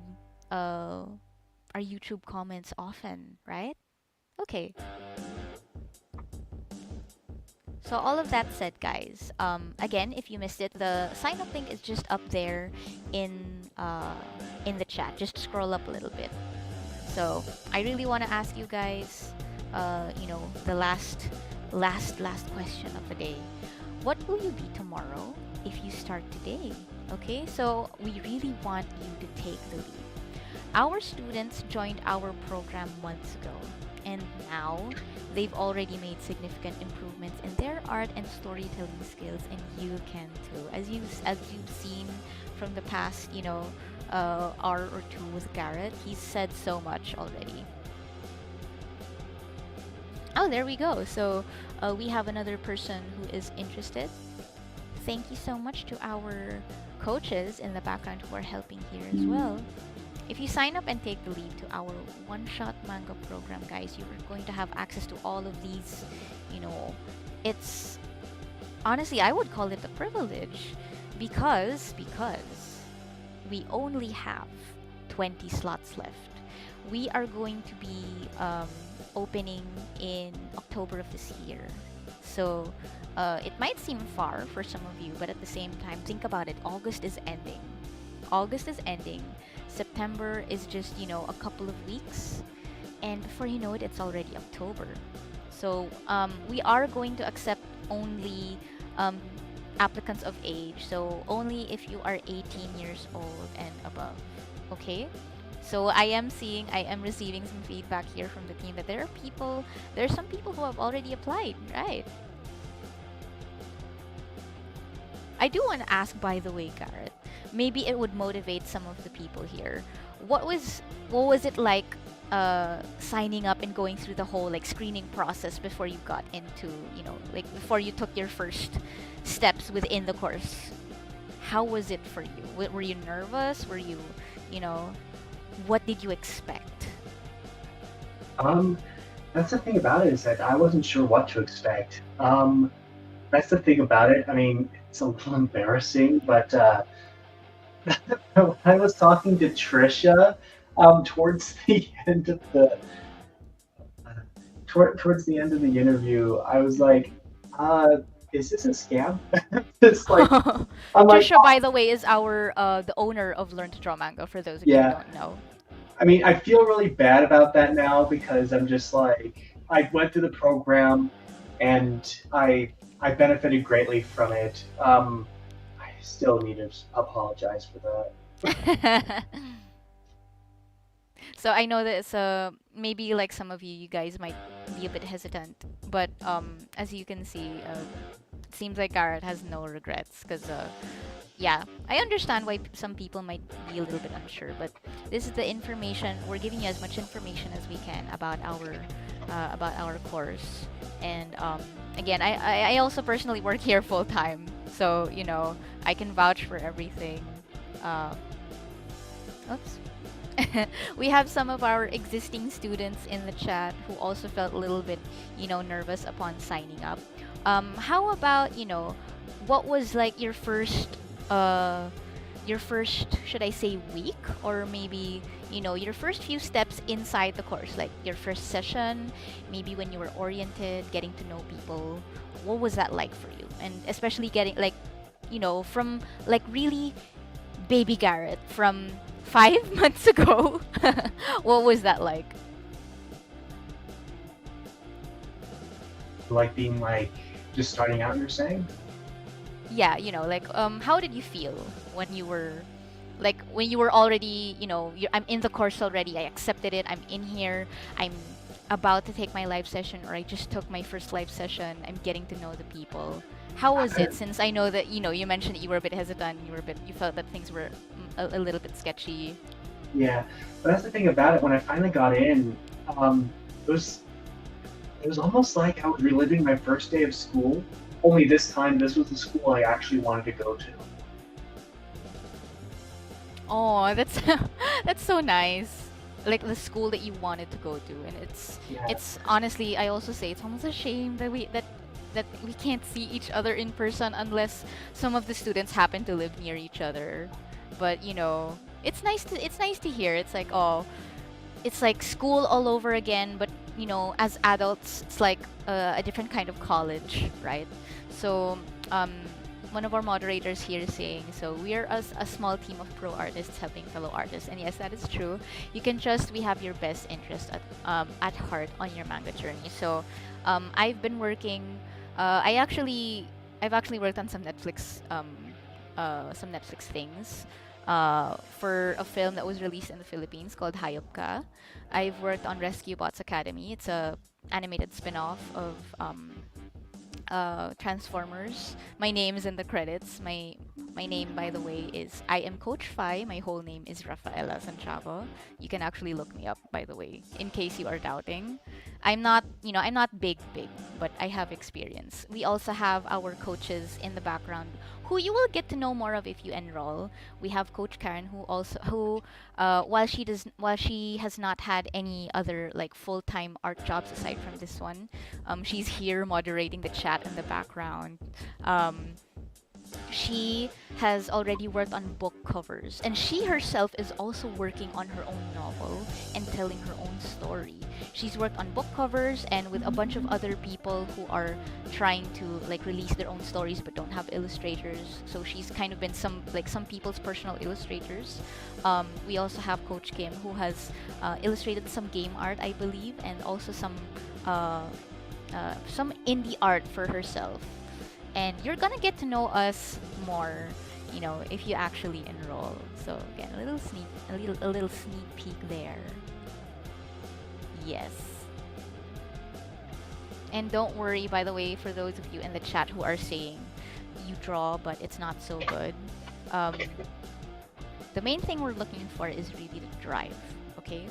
So again, we're gonna help you out with getting to know things through the consultation call once you sign up. Okay, so um, thank you so much to everybody who has signed up. And once again, just to close, thank you so much, Garrett, for taking the time to come today to today's live and to share your wonderful insights, and to also shout out our fellow students, or your fellow students technically. Um, Shout out to those who are watching right now who are currently enrolled. Hello, Thomas. Hello to the others. I'm not sure if the rest are there. Hang on. Oops. Okay, just getting feedback from the team is all. So, thank you to our viewers also, by the way, for tuning in and for listening to all of the wonderful insights and getting to know just a little bit more about our program. So, again, my final call, head on over to the description to sign up if you are interested. Um, we have all of your best interests in mind, and even us coaches, we are learning alongside you. And all of our whole team is really looking forward to meeting more artists and helping them really achieve their manga making dreams. Um, you can view more information in our other YouTube videos if you're still a little bit unsure about it. But with that, we would like to close this interview. And Yeah, thank you so much, Garrett. If you have a final word to everybody, now is the time that you can share before we end. I guess my final word for you all is that don't give up, but more importantly, take that leap of faith. That's right. There you go, guys. So you have it straight from the horse's mouth from one of our budding manga artist students. Take that leap of faith and, you know, go through life without any regrets. So peace out, everybody. Thank you so much once again, and we hope to see you in our course soon. So we're looking forward to that call if you signed up with us. Bye-bye, guys. Well, good night, everyone. Good night, good morning, good night, good evening, good afternoon, good time of day.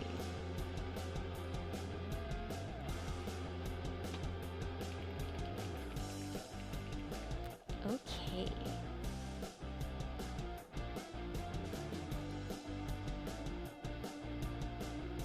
Bye-bye.